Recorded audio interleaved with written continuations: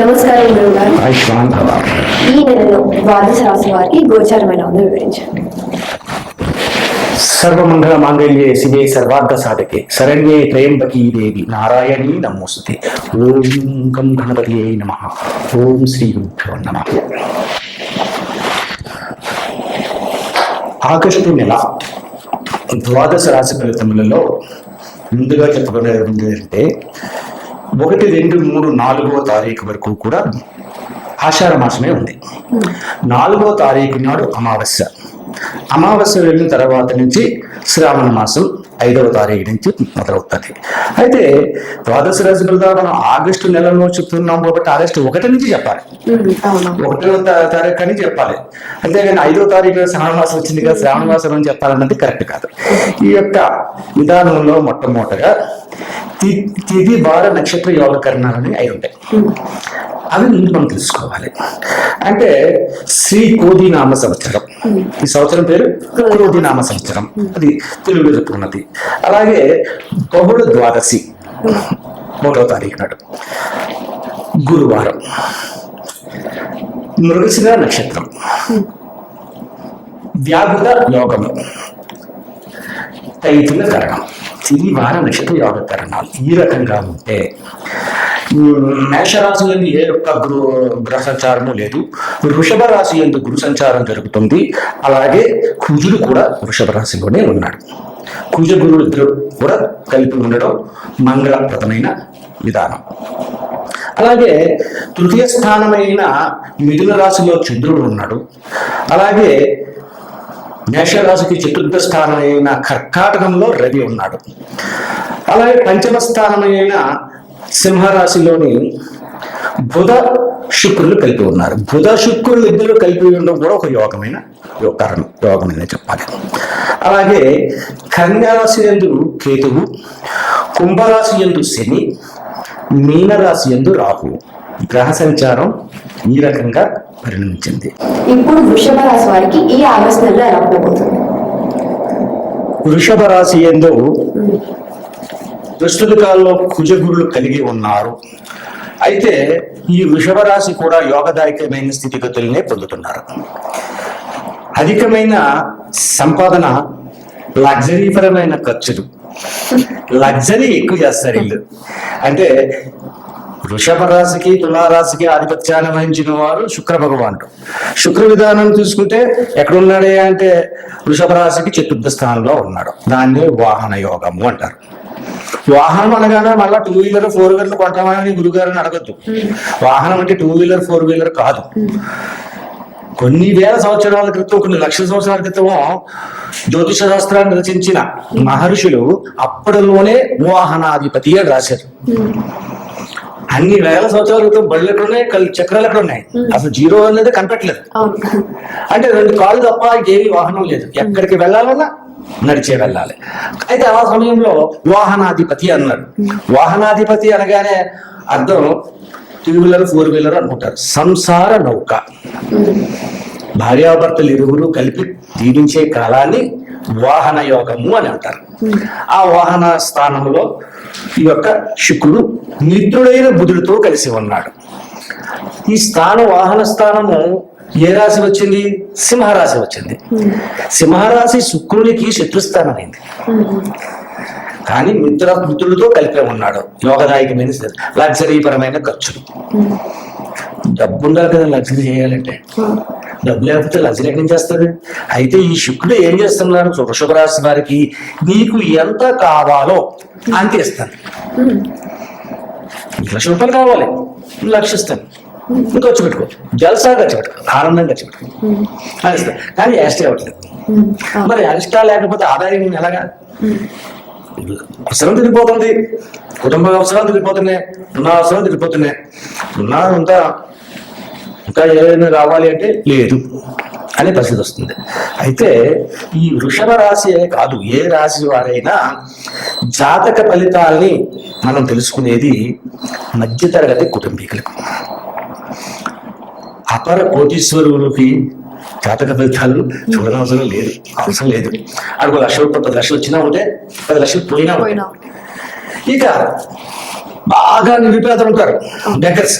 వాళ్ళకి కూడా ఏ బాధ లేదు, ఇంకేదంటే రెండు కాళ్ళు కడుపులో పెట్టుకుని చెట్టు కింద పడుకుంటాం.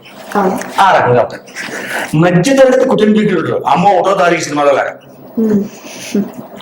ఈ మధ్య తరగతి కుటుంబీకుడు పైకి ఎక్కడం లేడు, కిందకి దిగడం లేడు.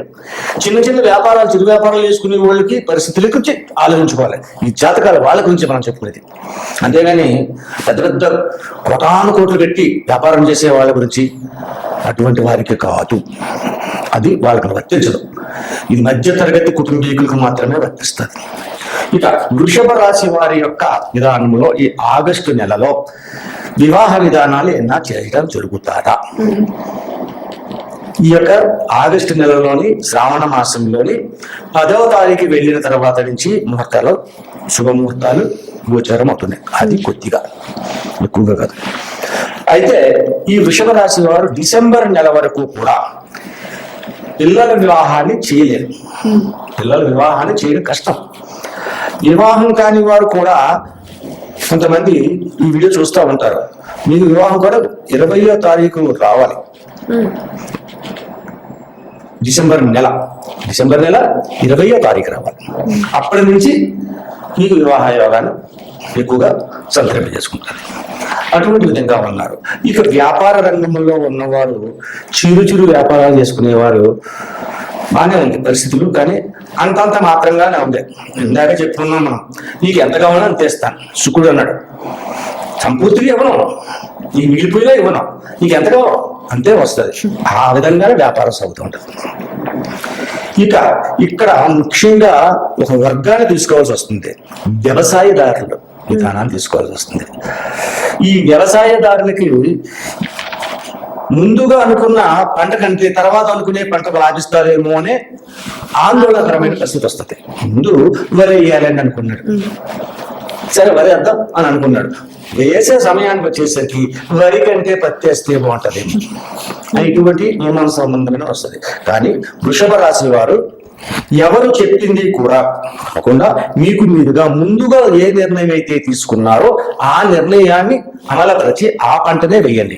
వ్యవసాయదారులకి శుభదాయకమైన ఫలితములు కలుగుతాయి. అటువంటి రకంగా ఉంది. అలాగే విద్యార్థులు ఉన్న పరిస్థితుల్లో ఇక్కడ కొంచెం నాకు చెప్పాల్సి వస్తుంది.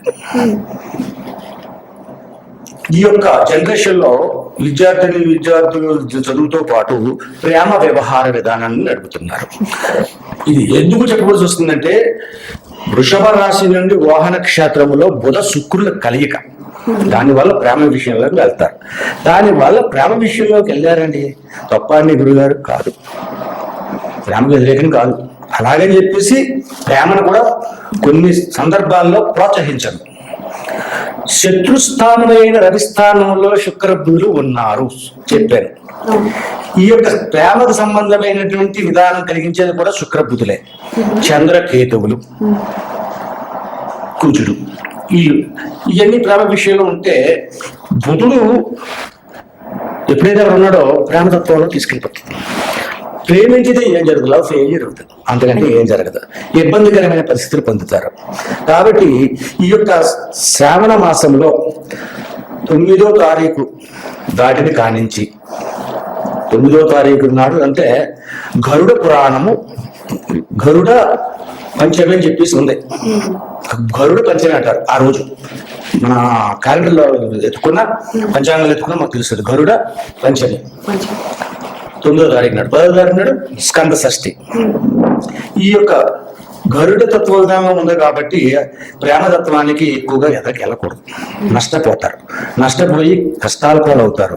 ముఖ్యంగా మగపిల్లలు, ఇందులో మగపిల్లలు ప్రేమతత్వంలో నష్టపోయే పరిస్థితులు కలుగుతున్నాయి. ఇటువంటి స్థితిగతుల్లో వృషభ రాశి వారు ఉన్నారు. అయితే ఉద్యోగ రంగంలో వారికి లాభదాయకమైన పరిస్థితులు వస్తున్నాయి. వ్యాపార రంగంలో కొంత మాత్రంగా ఉన్నా కూడా ఉంటుంది. ఇటువంటి ఇక విదేశీ గమనం చేయడానికి అవకాశం ఉన్నదా ఈ యొక్క ఆషాఢ మాసంలో? ఈ యొక్క వృషభ రాశి విదేశ గమనము అనగానే రాహు గురు సంబంధితమైనది. కానీ ఇక్కడ ఏమైంది, కేతు దృష్టి వచ్చి వృషభ రాశి మీద పడింది.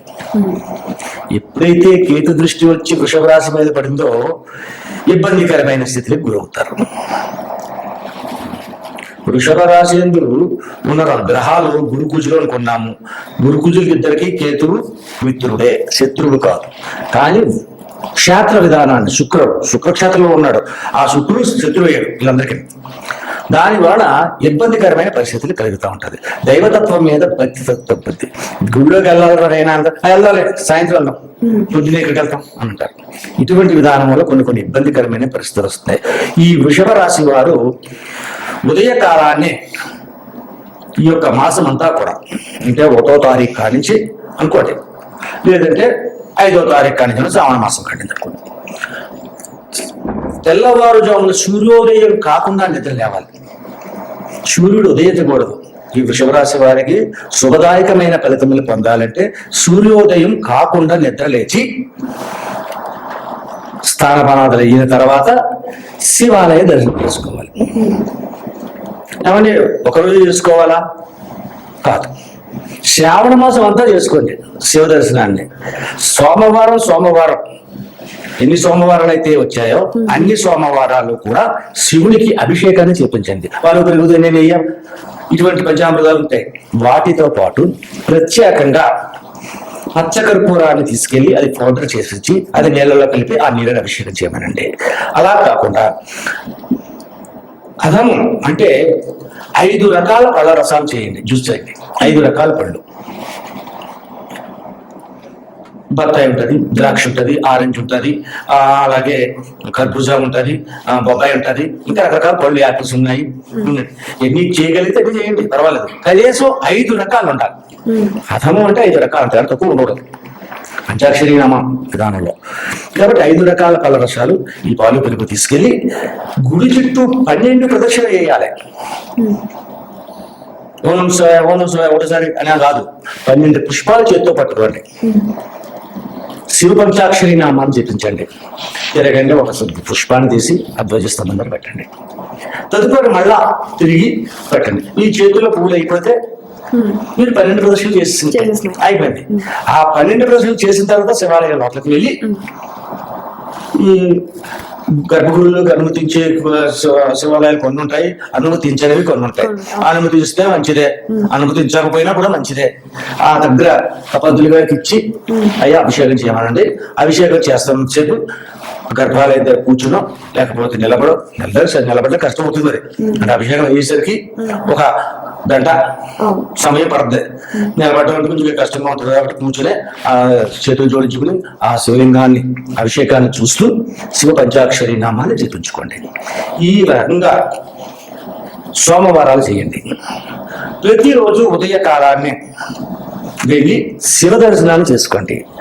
అయితే ముఖ్యంగా చెప్పవలసింది ఏంటంటే ఈ యొక్క వృషభ రాశి వారు సోమవారం నాడు మధ్యాహ్నం తినే తిండిలో ఆవాలు అనేవి లేకుండా చూసుకోండి. ఆ రోజు ఒక్కరోజే, సోమవారం నాడు అభిషేకం చేసిన రోజు నాడు అది తినే తిండిలో ఆవాలు అనేవి రాకూడదు. ఆవాలు అనేవి రాకుండా ఉంటే యోగదాయకమైన శక్తిని పొందుతారు. అలాగే మధ్యాహ్నం నిద్రపోకూడదు. సాయం సంధ్యా సమయంలో సూర్యుడు అస్తమించి చంద్రోదయ సమయం జరుగుతున్న వేళ యందు, అంటే సుమారుగా 6:30-7 పవిత్రతను కోల్పోతే, అంటే లేవటి శ్రద్ధ వెళ్లకుండా ఉంటే కాలేజీలో మొహం కడుకోవచ్చు. లేదు పవిత్రత చెంది అంటే మళ్ళీ స్నానం చేయాలి. స్నానం చేసి శుభ్రంగా విభూతిని ధరించి శివాలయానికి వెళ్ళాలి. మరలా కూడా శివాలయానికి వెళ్ళి శివ దర్శనం చేసుకుని నమస్కరించుకుని అక్కడ కూర్చుని 10 నిమిషాలు, ఆ తదుపరి ఇంటికి వచ్చిన తర్వాత కాఫీ, టిఫిన్ లేకపోతే పళ్ళు, పాలు ఇటువంటివే తీసుకోవాలి. కానీ భోజనం అనేది చేయకూడదు. అలాగే కటిక నేల మీద కాదు కటిక చాపేసుకుని దుప్పటేసుకుని నేల మీద మంచం కాదు, కాట మీద ఉంటామని అంతే, మామూలుగా పళ్ళ మీద పడుకుంటామండి. అంతేకాకుండా మామూలుగా కింద చాపేసుకుని పడుకోండి, బ్రహ్మచర్య దీక్షని పాటించండి ఈ సోమవారం నాడు.